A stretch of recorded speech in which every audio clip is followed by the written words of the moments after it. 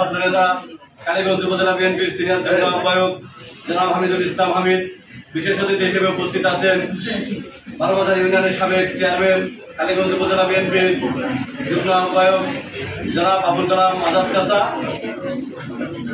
এছাড়া আমাদের মাঝে বিশেষ অতিথি হিসেবে উপস্থিত আছেন কালীগঞ্জ উপজেলা ছাত্র দলের সাবেক সফল সভাপতি আশরাফুজ্জামান লাল।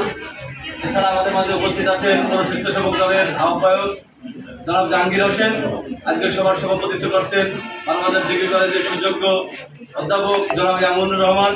আমার সামনে উপস্থিত সকল ছাত্রছাত্রীবৃন্দ, সকলকে জানাই বাংলাদেশ জাতীয়তাবাদী ছাত্র দল কালীগঞ্জ উপজেলা শাখার পক্ষ থেকে রক্তিম শুভেচ্ছা ও বিপ্লবী অভিনন্দন। সংগ্রামী উপস্থিতি, আজকে আমরা এখানে এসেছি মরহুম জননেতা জনাব তরিকুল ইসলামের মৃত্যুবার্ষিকী উপলক্ষে শিক্ষা উপকরণ বিতরণের অনুষ্ঠানে। মরহুম তরিকুল ইসলাম দক্ষিণবঙ্গের উন্নয়নের অংশীদার। মরহুম তরিকুল ইসলাম এই বঙ্গের যাবতীয় উন্নয়নের সবকিছু তার হাত দিয়ে সাধিত হয়েছে। সংগ্রামী উপস্থিতি, প্রিয় ছাত্র ও ছাত্রী ভাই বোনেরা, বাংলাদেশ জাতীয়তাবাদী ছাত্র দল শিক্ষা ঐক্য প্রগতি এই মূলনীতির উপর প্রতিষ্ঠিত দক্ষিণ এশিয়ার সর্ববৃহৎ ছাত্র সংগঠন বাংলাদেশ জাতীয়তাবাদী ছাত্র দল।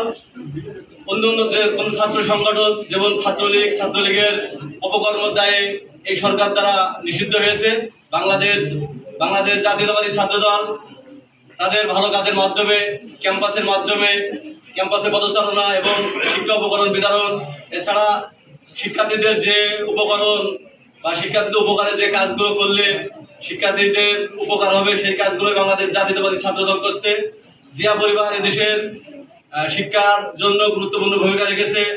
সাবেক প্রধানমন্ত্রী দেশনেত্রী বেগম খালেদা জিয়া এদেশে মেয়েদের শিক্ষা ফ্রি করে দিয়েছিল।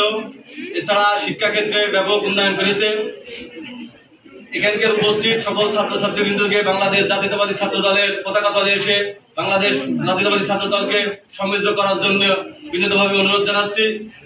বাংলাদেশ জিন্দাবাদ, বাংলাদেশ জাতীয়তাবাদী ছাত্র দল জিন্দাবাদ, জননেতা জনাব হামিদুল ইসলাম হামিদ জিন্দাবাদ। ধন্যবাদ।